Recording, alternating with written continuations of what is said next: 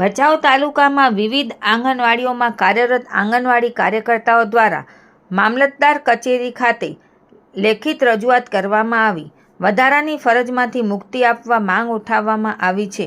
આ બાબતે રજૂ કરેલા પત્રમાં તેઓએ જણાવ્યું કે તેમને પહેલાંથી જ ઘણા પ્રકારની જવાબદારીઓમાં નીમવામાં આવ્યા છે, જેમ કે પૂર્વ પ્રાથમિક શિક્ષણનું રજિસ્ટર, ઓનલાઈન FRS કામગીરી, MMY યોજના, મંગળ દિવસની ઉજવણી તેમજ બાળકોનું વજન ઊંચાઈ માપવાની કામગીરી. આ બધું કરવાથી બાળકોના શિક્ષણમાં વિક્ષેપ સર્જાય છે અને ICDSનો મુખ્ય હેતુ એટલે કે બાળકોનો સર્વાંગી વિકાસ વિઘટિત થાય છે.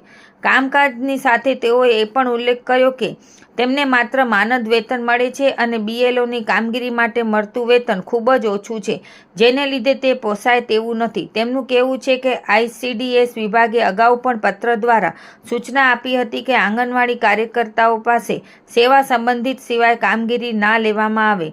અંતે તમામ કાર્યકર બહેનોની સામૂહિક માંગણી એ છે કે તેમને BLOની ફરજમાંથી મુક્તિ આપવામાં આવે, માત્ર આંગણવાડી સંબંધિત કામગીરી પર ધ્યાન કેન્દ્રિત કરવામાં આવે. પરમાર નિર્મળા દાનાભાઈ, આંગણવાડી કેન્દ્ર રાજણસોર, સેજો લાકડિયા અને ઘટક ભચાઉ 2. આજે રજૂઆત નથી. રજૂઆત તો હમણાં 2-3 દિવસ પહેલાં અમે કરવા આવ્યા હતા, આવેદનપત્ર દેવા આવ્યા હતા. BLOના ઓર્ડર અમને લોકોને નીકળ્યા છે. અમારા ભચાઉ તાલુકામાં 214 જેટલી આંગણવાડી છે, બરાબર. એમાંથી અમારા ખાલી 84 લોકોના જ ઓર્ડર કાઢવામાં આવ્યા છે. તો એટલાના જ કેમ? અને એટલાના કાઢવામાં આવ્યા છે અને એના માટે અમે BLOને ઓર્ડર ન સ્વીકારવા માટે અમે આવેદનપત્ર દીધું. તો હવે અમને લોકોને નોટિસ ફાળવવામાં આવી છે અને એ નોટિસમાં એવો ઉલ્લેખ કરવામાં આવ્યો છે કે અધિનિયમ 1950 ને કલમ નંબર 32 મુજબ જો તમે આ કામગીરી ન સ્વીકારો તો આપણી ધરપકડ પણ થઈ શકે. એવી કલમ એને દાખલ કરવાની શું જરૂર હતી? પહેલાં અમને ઓર્ડર કાઢતા પહેલાં અમને કોઈને પૂછ્યું હતું કે તમને શું પ્રોબ્લેમ છે? અત્યારે અમે નોટિસનો ખુલાસો આપવા આવ્યા છે ને, તો અમને કહે છે કે તમે બધા તમારો પર્સનલ ખુલાસો કરો. તો આ વસ્તુ તમારે પહેલાં પૂછવાની હતી ને. તમે અત્યારે શું કામ પૂછો છો? ઓર્ડર કાઢતા પહેલાં પૂછાય કે બેન તમને વાંધો નથી ને?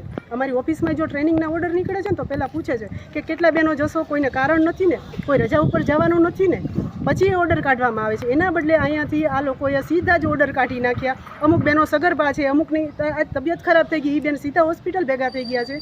માંડ આટલા બહેનો રોકાણા છે કારણ કે બીજાને અમુકને કામ પડી ગયા છે, કોઈ દવાખાને ગયા છે, કોઈના બાળક રોતા હતા. તો શું કરે? એ લોકો નીકળી ગયા તો શું એ લોકો BLOનું કામ કરી શકશે? અને કે પર્સનલ કારણ આપો. પર્સનલ કારણ બધાને એક જ સરખું છે કે અમારે સગર્ભા ધાત્રીઓના વજન ઊંચાઈ કરવા, THRના પેકેટ આપવા. THRના પેકેટ જો એનું આધાર સાથે મોબાઈલ નંબર લિંક હોય અને ફેસ વેરિફિકેશન થાય તો જ એને દેવાનું અને દર મહિને કરવાનું. પાછું એકવાર કરી દે જાણ છૂટે એવું તો છે નહીં. દર મહિને પેકેટ લેવા આવે ત્યારે તમારે એનો લાઈવ ફોટો આંખો મચમચ કરે એવી રીતના પાડો ત્યારે, અને મોબાઈલ રાઇટ કહે તો જ થાય. હવે મોબાઈલ રાઇટ ક્યારે કે જ્યારે આપણે નેટવર્ક પૂરતું આવતું હોય. અમારા ગામમાં નેટવર્ક આવતું જ નથી તો અમારે એ કામ થતું નથી, એટલે અમારી કામગીરી પેન્ડિંગ બોલે છે કે આ લાકડિયા સેજો કેમ પાછળ રહી જાય છે. પણ અમારે ત્યાં નેટવર્ક આવતું નથી. એ સુપરવાઇઝરને પણ ખબર છે. એ લોકો આવે છે અમારે ચેકિંગમાં ત્યારે એ લોકોને ડાયરેક્ટ ઓનલાઈન કરવાનું હોય છે, તો એનું થતું નથી. એ લોકો જાણે છે કે અમારે નેટવર્ક નથી આવતું, છતાં એમ કહેવામાં આવે કે 100% કામ કરો. 100% કામ કેવી રીતના કરીએ? 5 તારીખ સુધીમાં અમારે વજન ઊંચાઈ ફરજિયાત નાખી દેવાના, THRની એન્ટ્રી કરી નાખવાની. એન્ટ્રી થઈ જાય એટલે તરત લાભાર્થીના મોબાઈલમાં OTP જાય અને કહેવામાં આવે છે કે ભાઈ તમને THRનો રાશનનો જથ્થો, પાછું એવું લખેલું આવે કે તમને આ રાશન ન મળ્યું હોય તો તમે ફલાણા નંબર ઉપર ફોન કરો, બરાબર. હવે રાશન લખે એટલે ગામડાના લોકો સમજે નહીં કે રાશન એટલે THRના પેકેટ થાય. એ સમજતા નથી એટલે આવે, બેન મને તો રાશન દેવાનું હતું, તમે મને પેકેટ પકડાવી દો છો અને આમાં મેસેજ આવી ગયો, આપો છો કે નહીં, નહીંતર હું ફોન કરું છું. એટલે આવા પ્રશ્નો અમારે ઊભા થયા છે. અમે ઘણી વખત ઓફિસમાં પણ કીધું છે સાહેબને, તો સાહેબે અમને સમજાવ્યા, એટલે હાલો વાલીને અમે સમજાવી દીધા. પણ આ લોકો સમજવા તૈયાર નથી. બધાને એમ કહેવામાં આવે છે કે તમે પર્સનલ કારણ આપો. અમારું કારણ એ જ છે કે અમે આટલી કામગીરીને પહોંચી નથી વળતા. નબળા બાળકોને ગોતો, એના પછી પગમાં સોજા છે કે નહીં, PHCએ લઈ જાઓ, ડૉક્ટર પાસે લઈ જાઓ અને એને દાખલ કરાવો. ત્યાં સુધીનું અમારે કામગીરી કરવાની. કિશોરી નબળી હોય તો એનું વજન ઊંચાઈ પણ કરવાનું, તો એ બધું કરવાનું. એના BMI કાઢો ને HB કાઢો, એ બધું અમારે કરવાનું. અમે જવાબ આપ્યો બધાને. એને કીધું કે પર્સનલ કારણ આપો તમારું, બધાનું પોતપોતાનું. મેં કીધું અમે એક આપ્યું છે એ નહીં, તમે પોતાનું પર્સનલ કારણ આપો, બધા અલગ અલગ.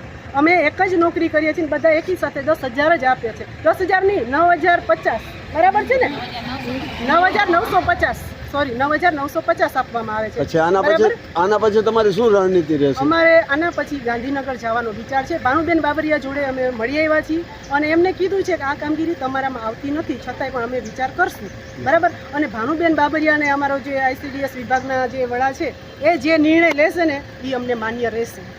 જો જવાબદાર અધિકારી દ્વારા તમારા ઉપર ફરિયાદ કરવામાં આવશે તો આગળની રણનીતિ શું હશે તમારી?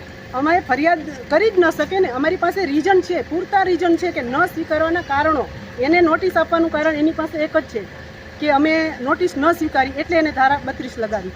પણ ધારા 32 તો જ લાગે કે જો આપણી પાસે કાયદેસર રીઝન ન હોય ને તો જ અમારી માથે કાયદેસર કાર્યવાહી કરી શકે. પણ અમારી પાસે કાયદેસર કાર્યવાહી કરી જ ન શકે. અમારી પાસે ઘણા કારણો છે કે અમારી પાસે આંગણવાડીના અનગણિત કામ છે કે અમે એ કરી જ નથી શકતા. અમારા આંગણવાડીના કામ 18 તારીખ સુધી ચાલતા જ હોય. 18-19 પછી અમારે પત્રકો બનાવવાનું થાય, પછી મિટિંગો હોય, પછી એમાં વળી ઓલો પોષણનું કાર્યક્રમ કરો, કોઈનો બર્થડે આવે તો એ ઉજવણી કરો, મંગળ દિવસની ઉજવણી કરો, પછી ચોથા મંગળવારે તો કિશોરીઓને બોલાવો, અથવા તો અમે રજામાં હોય, ટ્રેનિંગમાં હોય, અથવા તો મિટિંગમાં આવીએ તો કે કિશોરી દ્વારા કેન્દ્ર ચાલુ રાખો. કોઈ વ્યક્તિ કિશોરી મફતમાં આવે કામ કરવા. એટલે આવી નોટિસો આપે છે શું તમને ડરાવવાની કોશિશ છે? હા, ડરાવવાની પૂરતી કોશિશ છે કે તમે લોકો ડરી અને આ તમે OTP આપી દો અને આ કામગીરી ચાલુ કરી દો. પણ અમે ડરવા માંગતા નથી, કારણ કે અમે કોઈ ગુનો કર્યો નથી કે અમને ધરપકડ કરી તો અત્યારે જ કરી લે, અમે બધા બેઠા છીએ, છૂટ છે. બાકી ખોટું કોઈને બહેકાવવાની કોશિશ ન કરે કે ગાંધીધામવાળાએ સ્વીકારી લીધું, રાજકોટવાળાએ ગમે એને સ્વીકાર્યું હોય, અમને આ પ્રોબ્લેમ છે ને અમે અમારા માટે જિમ્મેદાર છીએ કે અમારે સ્વીકારવું નથી. જે લોકોએ સ્વેચ્છાએ સ્વીકાર્યું છે એ ભલે કરે, ઓલ ધ બેસ્ટ, કરો તમ તારે કામ, પણ અમારાથી થશે નહીં. એટલા માટે અમે આવેદન દેવાઈ આવ્યા હતા અને અત્યારે નોટિસનો ખુલાસો દેવાઈ આવ્યા છીએ.